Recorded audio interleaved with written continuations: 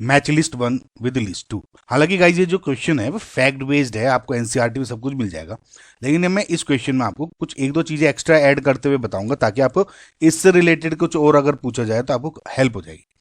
देखिए सबसे पहला है स्टार्च। स्टार्च क्या है? सबसे पहली बात तो आप ये समझें कि जो स्टार्च है आपका, starch is a polymer of alpha glucose. Okay, and इस पे अब इसमें क्या होता है कि जो पॉलीमर ये आपका स्टार्च है, it has two parts basically, या टू कंपोनेंट्स बोलते हैं। सबसे पहला होता है उसमें अमाइलोज, और दूसरा इसका जो पार्ट है वो बोलते हैं इसको अमाइलोपेक्टिन। ओके, अब इसमें कभी कभी ऐसा सवाल पूछा जा सकता है कि जो आपका अमाइलोज है वो किसकी चेन में होता है, तो बेसिकली वो भी अल्फा ग्लूकोज या more specifically alpha D glucose, and similarly जो अमाइलोज है वो भी अल्फा डी ग्लूकोज की चेन्स होती हैं।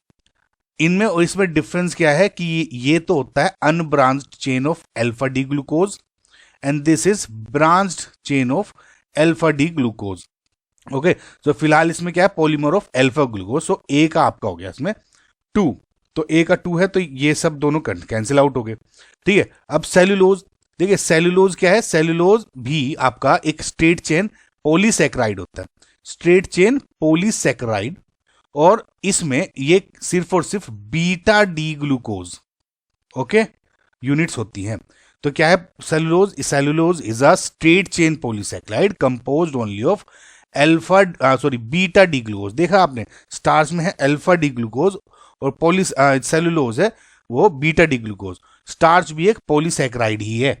ओके, सो ये हो गया, बी का आपका हो गया 3, बी का 3 हो गया, तो एक कैंसिल आउट हो गया, तो इसमें फिलहाल आपका आंसर 4 है। आगे के ऑप्शंस भी देखते हैं। न्यूक्लिक एसिड्स क्या है?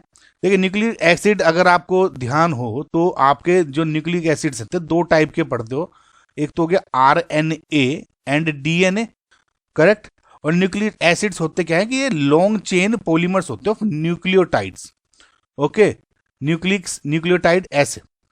Okay, so long chain polymers है न्यूक्लियोटाइड्स के nucleic acid, and that is why these are also called as polynucleotides. ये इसका दूसरा वर्ड भी हो जाता है।